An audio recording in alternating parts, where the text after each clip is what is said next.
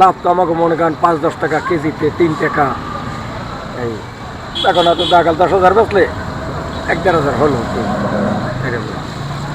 ৩৫-৪০, এবার একটু দাম বেশি। পাতা তো এখন ফলন্ত গাছ রয়েছে, তো অনেকে ভাঙতি দিতে চায় না, এই ক্ষেত্রে একটু দাম বেশি, ৫০ টাকা মুচি।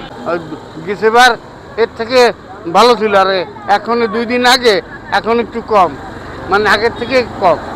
গতবার ২ দিন আগে মানুষ কাঠ পায় না, খুব চড়া দাম গেছে। আর এখন মাল সারি সারি সাজাই রাখছি, কাস্টমারের কোনো খবর নাই। গাছ বুঝছে ভাইয়া ৬০০, ৫০০, ৪০০, ৩০০ আছে, ২৫০ আছে, ২০০ আছে, গাছ বুঝ হিসাবে। আর এই বিকেলি বিদেশি মুঠো ১০ মুঠো ৬০ টাকা, ৫০ টাকা, আবার দুইটা ৫ মুঠো দিয়ে ৩০ টাকা, ৩৫ টাকা। মনে করেন বিগত দিনে যে বেচে কিনা করছি আমরা, তার সঙ্গে বেচে কিনা খুবই নর্মাল। গরুর দাম অ্যাভারেজ মনে হয়েছে যে একটু বেশি। খামারিরা ম্যাক্সিমাম বলতেছে যে খাবারের দাম বেশি বলে গরুর দাম বেশি হয়েছে। আর যে আনুষঙ্গিক আপনার যে কোটা, ভুসি, এগুলোর দামই তো বেশি। এখন তুলনামূলক হয়তো এগুলোর দাম কম থাকলে হিসাব অনুযায়ী তো বাংলাদেশে এবছর গরুর দাম বাড়ার উচিত না। গতবারের থেকেও তো এবার অনেক দাম বাড়ছে।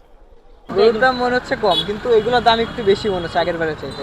আগের বার খড়কুটে মনে হয় 40 টাকা কথা ছিল, এবার 65 টাকা। গতবার এসে বড় আটি ছিল 20 টাকা করে, আজকে একটু এইবার একটু ছোট করে দিয়েছে, সে 20 টাকা করে দিয়েছে।